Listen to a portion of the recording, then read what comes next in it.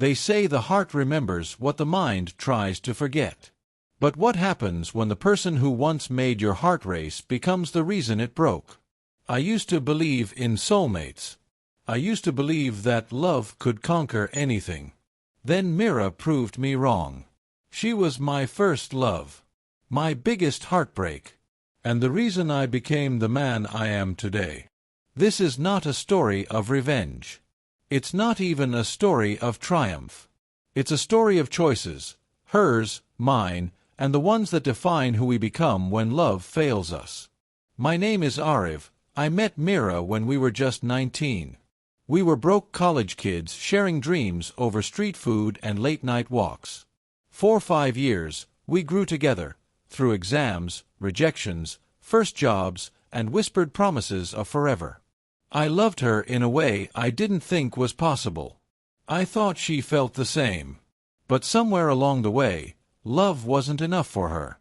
She started talking about security, stability, how love couldn't pay bills or build a future. I understood the fear. I'd felt it too. But I thought we'd face it together. Then came Arjun Malhotra. He was older, richer, polished. He drove a black Jaguar and spoke like he owned the world. I saw the way Mira looked at him. I saw the hesitation in her eyes when she spoke to me. Then one day, she sat across from me at the cafe where we'd shared 1,000 memories and said, "I'm sorry, Aarav. I love you.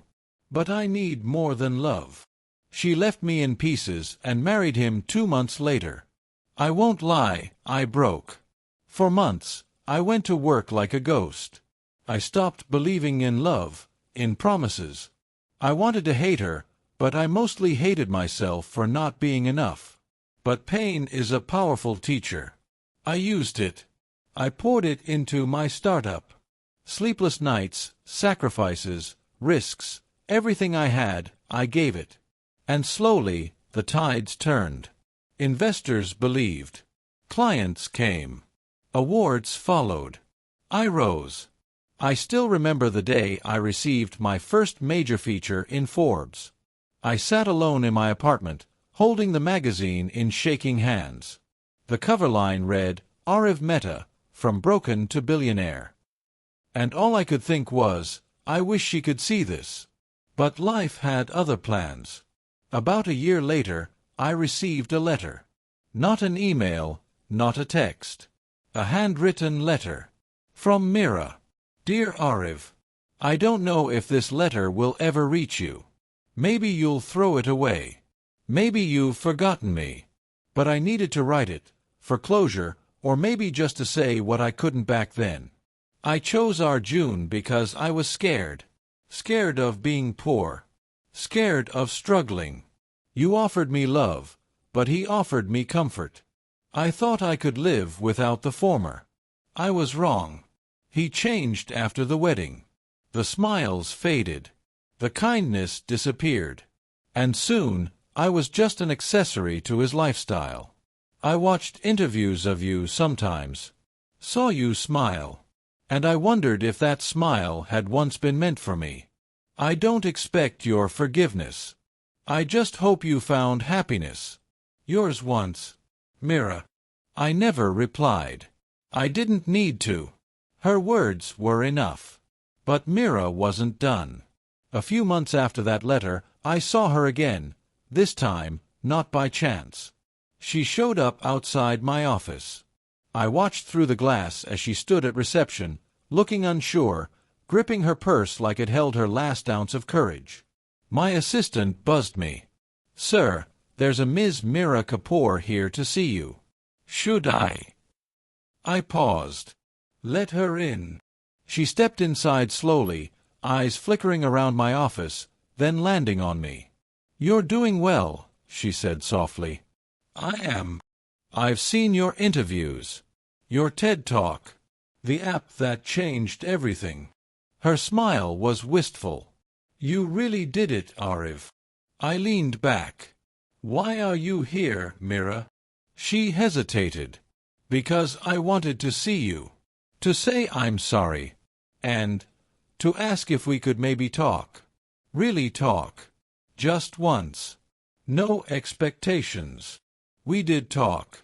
Once. Over coffee at a quiet spot where no one knew us. She told me about the years with Arjun, the loneliness, the betrayals, the nights she cried herself to sleep wondering what might have been. She said she left him after he emptied their joint accounts and left her stranded during a trip abroad. I thought money could protect me, she admitted. But it just trapped me. There was a moment, during that conversation, when she reached across the table, touched my hand, and whispered, "Do you think there's still a chance for us?" I pulled my hand away gently. "Mira, the man you left, he's gone. And the man sitting here now, he's already in love." Her eyes filled. "I waited too long." "Yes," I said. "You did." In that time I changed. I outgrew the man who had begged her to stay. I became someone new, stronger, sharper, and determined never to be someone's second choice again. It wasn't just the business that grew. My circle changed. I met new people, traveled, learned. And then, one evening at a charity gala, I met Anya. She was nothing like Mira, gentle but strong, simple yet radiant. She asked about me, not what I owned. And for the first time in years, I let someone in. We dated slowly, carefully. I told her about my past, and she never flinched. She loved me for who I was, scars and all. With her, there was no pretense, no pressure. Just peace. Sometimes I wrote letters too. Never sent, never shared. Just for me. Like this one. "Dear Mira, thank you. Thank you for leaving. For choosing someone else. Because if you hadn't, I wouldn't have learned what it meant to stand alone. I wouldn't have become this version of myself. I wouldn't have found Anya. I loved you once. I mourned you longer. But I don't carry you anymore. I carry the lessons you left behind. And I'm finally free." And then, one rainy afternoon, I saw her again. She was standing alone outside a courthouse. Her hair was damp, makeup smudged. Her eyes, once full of fire, were hollow. She didn't see me at first. But when she did, something broke in her expression. "Aarav," she whispered. "You look different." I didn't ask, but she told me anyway. Arjun had cheated, lied, gambled her trust away. What began in gold ended in dust. The mansion had turned into a prison, and now even that was gone. "I made the wrong choice," she said, tears threatening to fall. "You were always the one." I didn't say anything at first. I just looked at her, really looked. And I realized.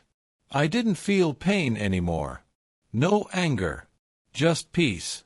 "I hope you find your healing, Mira," I said gently. "But I've already found mine." And I had. A month later, I stood at the altar with Anya, the woman who saw me, chose me, stayed with me. She didn't care about what I had, only who I was. Loving her felt like coming home. The wedding was small and filled with the kind of warmth money could never buy. Anya wore a soft ivory sari embroidered with jasmine flowers. Her smile as she walked down the aisle lit up the entire venue. My mother wept quietly beside me. My best friend clapped the loudest. When she reached me, Anya took my hands and whispered, "You're safe now." And I knew she was right. We exchanged vows under a canopy of marigolds. We laughed when I fumbled with the ring. We cried when she promised, "I'll never leave." As we walked back down the aisle together, hand in hand, I looked around at the people cheering us on, and then up at the sky. No ghosts followed me that day. No shadows lingered. The past may have shaped me, but it didn't define me. Mira was a chapter. Anya is the story. And this time, the ending is just the beginning.